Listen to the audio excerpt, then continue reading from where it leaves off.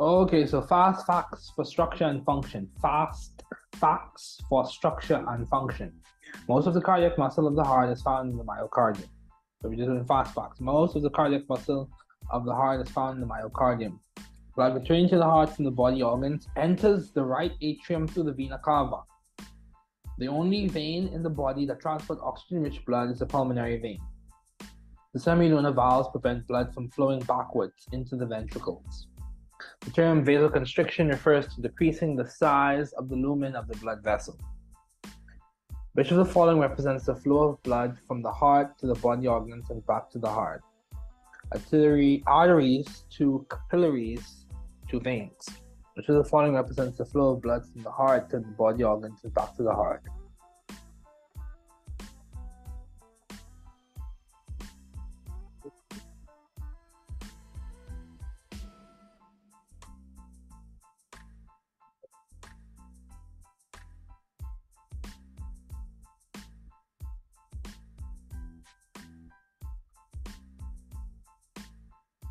Which of the following represents the flow of blood from the heart to the body organs and back to the heart? Arteries to capillaries to veins. Which of the following applies to the sinoatrial node? It generates autorhythmic impulses to contract the heart. The superior vena cava enters the right atrium of the heart. It's important to note that the superior and inferior vena cava return the oxygenated blood from the upper and lower body halves to the right atrium. The mitral valve, so mitral valve prolapse, is a condition which causes blood to backflow into the left atrium. The mitral valve or mitral valve prolapse is a condition which causes blood to backflow into the left atrium. The normal function of the mitral or bicuspid valve is to prevent backflow of blood into the left atrium from the left ventricle. The pulmonary semilunar valve prevents backflow of blood into the right ventricle. The pulmonary semilunar valve prevents backflow of blood into the right ventricle. The pulmonary semilunar valve prevents backflow of blood into the right ventricle. In order to promote a forward flow, the pulmonary semilunar valve blocks the backflow of blood into the right ventricle and allows it to progress through the pulmonary arteries. In order to promote a forward flow, the pulmonary semilunar valve blocks the backflow of blood into the right ventricle and allows it to progress through the pulmonary arteries.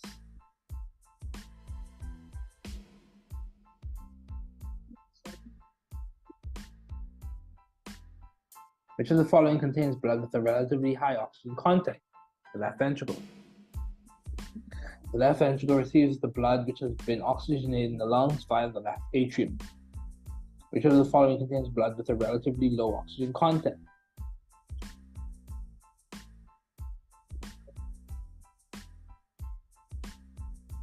Which of the following contains blood with a relatively low oxygen content?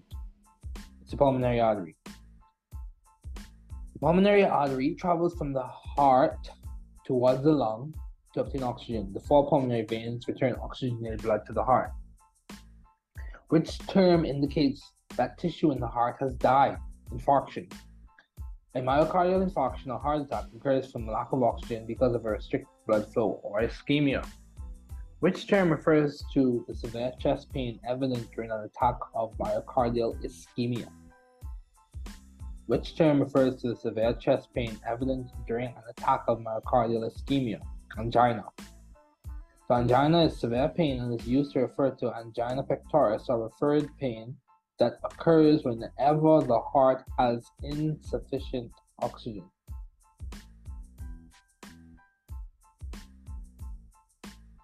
About 70% of the atrial blood flows into the ventricles before the atria contract. About 70% of the atrial blood flows into the ventricles before the atria contract. About 70% of the blood from the atria has already entered the ventricles before the atria contract to propel the 30% remaining. The atria will empty during atrial systole.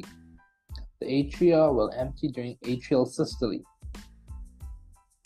During the contraction phase of the atria, or atrial systole, The pressure is sufficient to propel the remaining blood out of the atrial chambers. The chambers fill during relaxation or diastole. During the contraction phase of the atria or atrial systole, the pressure is sufficient to propel the remaining blood out of the atrial chambers. The chambers fill during relaxation or diastole. The first heart sound results when the atrioventricular valves close. The first heart sound results when the atrioventricular valves close. The force of the atrioventricular valve stopping shut produces the first heart sound or lub. The second sound is from the closure of the semilunar valves. Which chamber of the heart contains the pacemaker? Which chamber of the heart contains the pacemaker? The right atrium. The sinoatrial node or pacemaker is an area of specialized cells in the right atrial wall that initiate the cardiac cycle. The sinoatrial node or pacemaker is an area of specialized cells in the right atrial wall that initiate the cardiac cycle. Which area allows the atria to completely empty as the ventricles fill with blood? The AV node, so the atrioventricular node. Which area allows the atria to completely empty as the ventricles fill with blood? The atrioventricular node. The atrioventricular node has junctional fibers which will slightly delay the passage of the impulse, allowing the ventricles sufficient filling time. The atrioventricular node has junctional fibers which will slightly delay the passage of the impulse, allowing the ventricles sufficient filling time. The highest pressure exerted by the heart is called the systolic pressure. The highest pressure exerted by the heart is called the systolic pressure. The systolic pressure occurs while the ventricles contract, while the diastolic or lowest pressure is during relaxation. The pulse pressure is the difference between them. So the difference between the systolic and the diastolic pressures, respectively. The difference between the systolic and diastolic pressure is the pulse pressure. So the difference between the systolic and the diastolic pressure is the pulse pressure. The average blood pressure in an artery is the mean arterial pressure. The average blood pressure in an artery is the mean arterial pressure. The mean arterial pressure is an estimate of the average pressure that occurs in the artery. It is commonly assessed from brachial sphygmomanometer methods. The mean arterial pressure is an estimate of the average pressure that occurs in the artery and is commonly assessed from the brachial sphygmomanometer methods. The amount of blood ejected by the left ventricle each minute is calculated from which formula? The amount of blood ejected by the left ventricle each minute is calculated from which formula? Heart rate times stroke volume. The cardiac output is the amount of blood ejected by the heart each minute and is about 70 times 70 or 4,900 milliliters per minute. And that's for a male. 3 factors that contribute to arterial blood pressure are cardiac output, blood volume, and resistance. The resistance to the flow of blood, which is related to its viscosity, is a major determinant of pressure. Resistance to the flow of blood, which is related to its viscosity, is a major determinant of pressure. Humans have open blood circular systems. That is false. The blood circulatory system of the human is closed. Blood flows to the veins, capillaries, and without coming in direct contact with tissues and body cavities. Which of the following membrane is responsible for the protection of the heart? It is the pericardium. Pericardium surrounds the heart and protects it. It is composed of tough, dense, inelastic, and irregular connective tissues. ECG records electrical changes in which of the following layers of the heart? ECG is an electrocardiogram which records electrical changes in the myocardium layer of the heart. Body fluid contains ions that produce electrical current and causes changes in the myocardium. Which of the following is the correct pathway for the propagation of the cardiac impulse? Sinoatrial node, to atrioventricular node, to bundle of hairs, to Purkinje fibers. So SABP, SABP. SA node, AV node, bundle of hairs, Purkinje fibers. So from the sinoatrial node,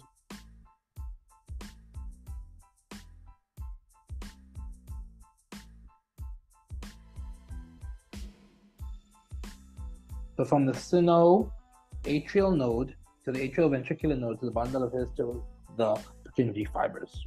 So the thickest layer of the heart is the myocardium. Conduction is known as the pacemaker of the heart. It is the SA node, sinoatrial node.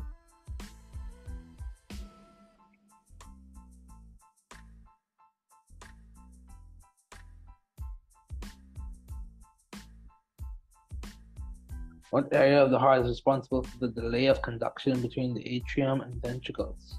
What area of the heart is responsible for the delay of conduction between the atrium and ventricles? The atrioventricular node. Bachmann's bundle is located in the left atrium. That is true. Depolarization of the heart muscle is when the muscle contracts, and repolarization is when the heart muscle rests. That is true. The sinoatrial node fires at a rate of 60 to 100 beats per minute. The sinoatrial node is located in the left atrium. That is false. It is located in the right atrium, not the left. So what is the correct sequence of electrical conduction of the heart? It goes from the sinoatrial node to the internodal pathways, to the atrioventricular node, to the bundle of his, the right and left bundle branch to Purkinje fibers. The main function of the cardiac conduction pathway is to ensure coordinated muscle contraction in the chambers and effective pumping of blood. The main function of the cardiac conduction pathway is to ensure coordinated muscle contraction in the chambers and effective pumping of blood. The physiologic function of the relatively slow conduction through the atrioventricular node is to allow sufficient time for filling of the ventricles. Physiologic function of the relatively slow conduction through the atrioventricular node is to allow sufficient time for filling of ventricles.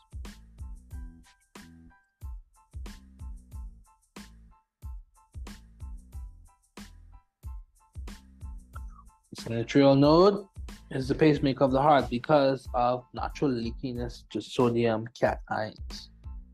The sinoatrial node is the pacemaker of the heart because of natural leakiness to sodium ions. The initial phase of the action potential associated with the rapid opening of sodium channels is called depolarization.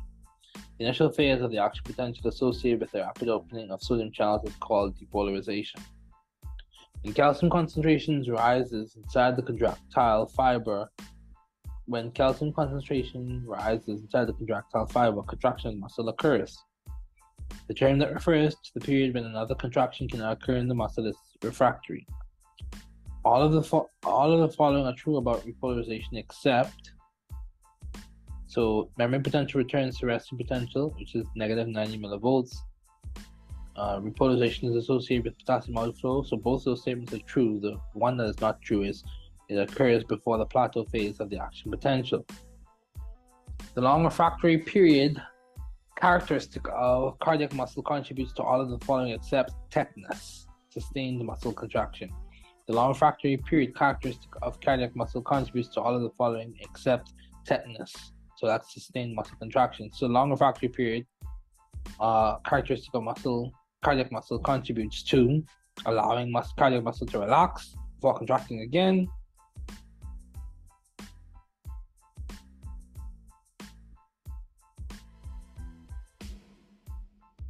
It allows ventricles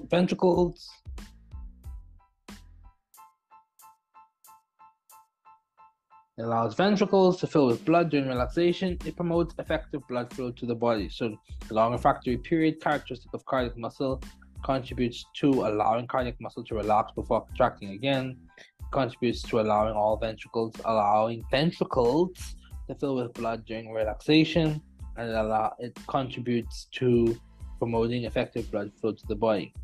The normal path of impulse conduction in the heart is the sinoatrial node,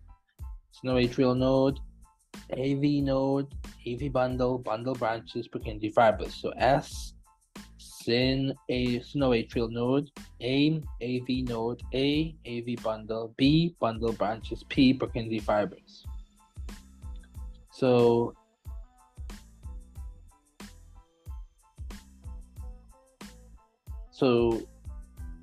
the small size of cells in the AV node, the small area of the intercalated disc connecting the cells, the low AP amplitude and the slow rate of rise of the action potential during phase 0 all contribute to the slow impulse conduction velocity through the atrioventricular node. So the small size of the cells in the atrioventricular node, the small area of the intercalated disc connecting the cells, the low action potential amplitude, and the slow rate of rise of the action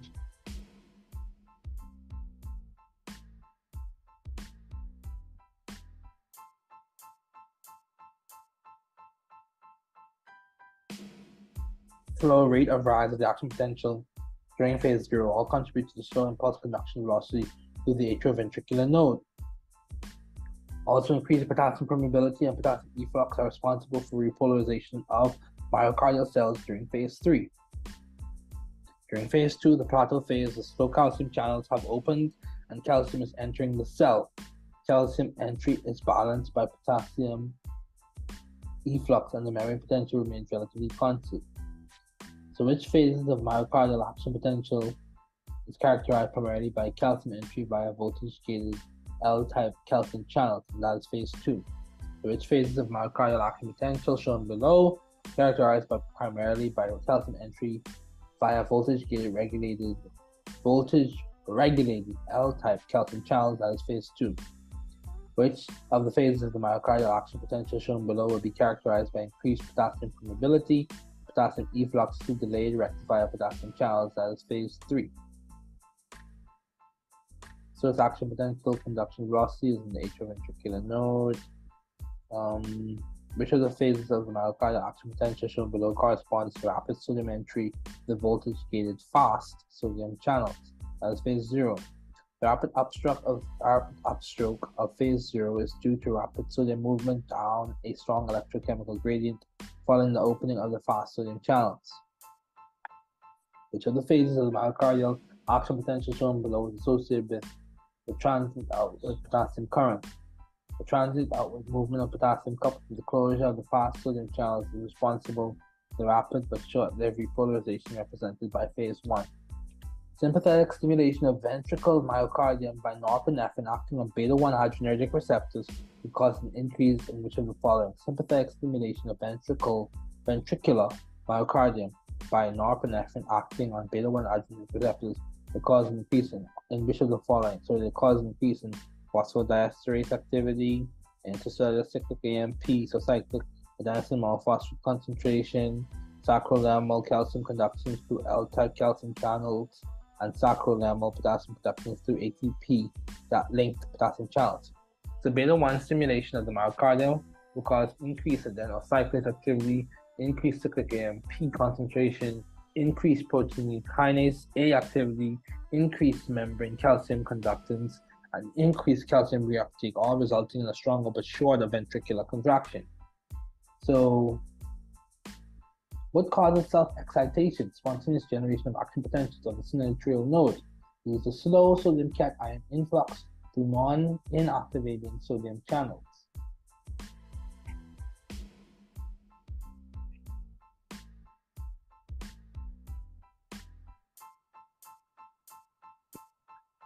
Plateau phase of the myocardial action potential is caused by the following ion transport: passive calcium 2+ transport.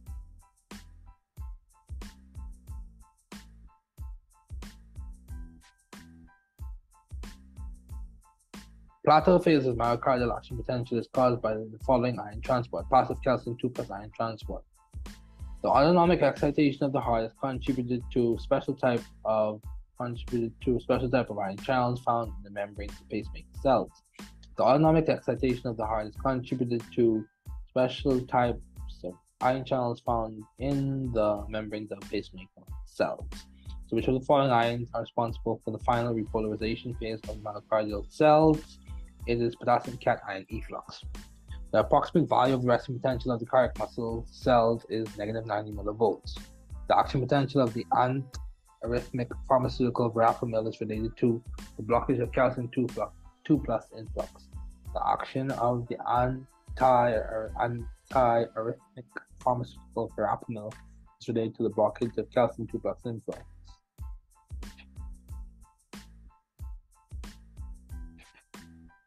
What type of cells are cardiac myocytes? What type of cells are cardiac myocytes? contractile. Self-excitation is the property of electrical conduction system of the heart. Self-excitation is the property of the electrical conduction system of the heart. An individual's number of heartbeats per minute is known as his heart rate, while the volume of blood that's pumped by ventricles with each heart rate is his stroke volume. An individual's number of heartbeats per minute is known as his heart rate, while the volume of blood that's pumped by his ventricles with each heartbeat is his stroke volume. How is cardiac output calculated? By multiplying the heart rate by the stroke volume. How does your body respond when you need more blood during a period of intense exercise? By increasing your cardiac output. How does one calculate cardiac output? Stroke volume left ventricle times frequency left ventricle. Cardiac output is the volume of blood flowing through the systemic circulation per minute. The amount of ventricles. So, how do you describe best cardiac preload? It's the amount the ventricle stretch at the end of diastole. How do you describe best the term cardiac preload? Is the amount the ventricle stretch at the end of diastole.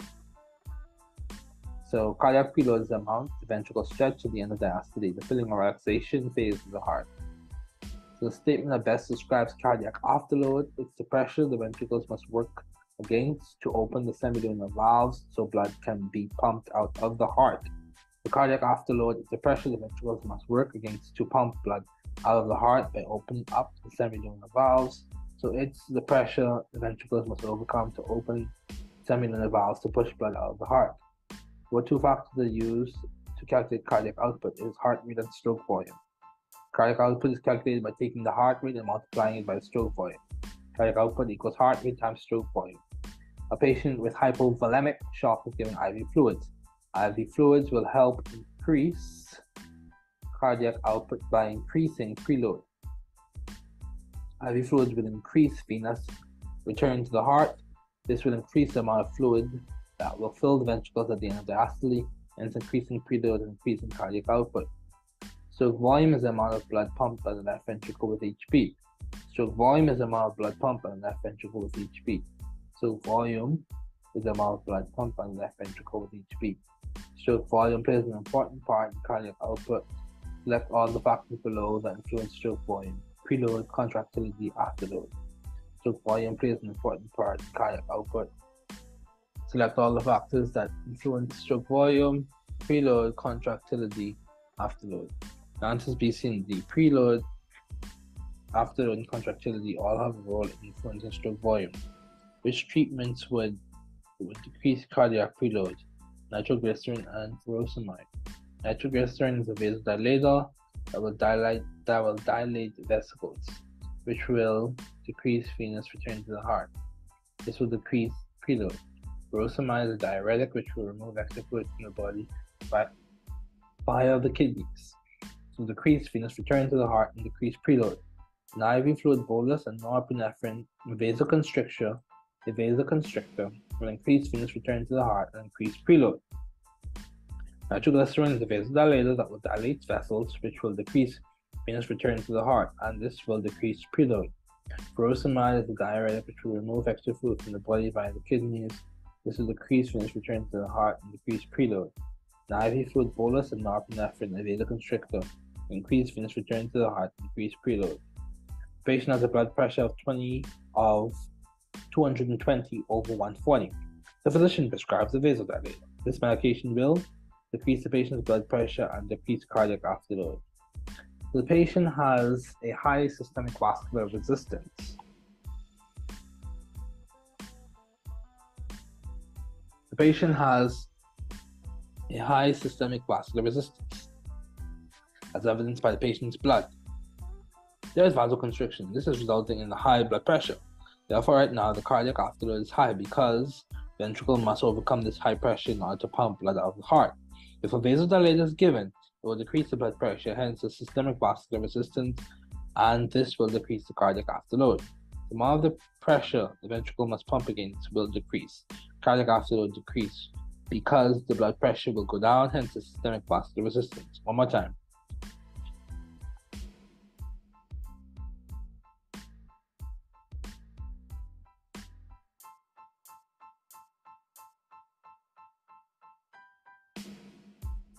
The patient has a high systemic vascular resistance as evidenced by the patient's blood. There is vasoconstriction, and this is resulting in the high blood pressure. Therefore, right now, the cardiac output load is high because the ventricle must overcome the high pressure in order to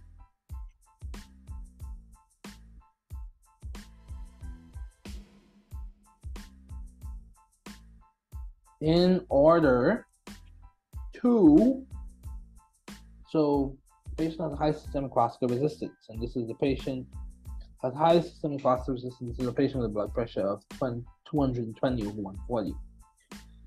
So this is evidenced by the patient's blood pressure. He has vasoconstriction, and this is resulting in the high blood pressure. Therefore, right now the cardiac output load is high because the ventricle must overcome this high pressure in order to pump blood out of the heart. If a vasodilator is given, it will decrease the blood pressure, hence the systemic vascular resistance. Hence the systemic vascular resistance, and this will decrease the cardiac afterload. The amount of the pressure the ventricle must pump against will decrease. Cardiac afterload decrease because the blood pressure will go down, hence systemic vascular resistance. What conditions below can result in increased cardiac afterload? So it will be vasoconstriction, aortic stenosis, and pulmonary hypertension. What conditions below can result in an increased cardiac afterload? It will be vasoconstriction, aortic stenosis, and pulmonary hypertension. Vasoconstriction increases systemic vascular resistance, which will increase cardiac afterload. It will increase the pressure the ventricle must pump against to open semilunar valves to get blood out of the heart. Aortic stenosis creates an outflow of blood, obstruction for the ventricle, specifically the left ventricle. This will increase the pressure the ventricle must pump against to get blood out through the aortic valve. Pulmonary hypertension increases pulmonary vascular resistance, which will increase the pressure the right ventricle must overcome to open the pulmonary valve to get blood out of the heart. All of this increases cardiac afterload. Pulmonary and systemic vascular resistance both play a role in influencing cardiac afterload, and this is true. If pulmonary vascular resistance or systemic vascular resistance is high, it will create an increased cardiac afterload. If pulmonary vascular resistance or systemic vascular resistance is low, it will create decreased cardiac afterload. That is the end of this recording.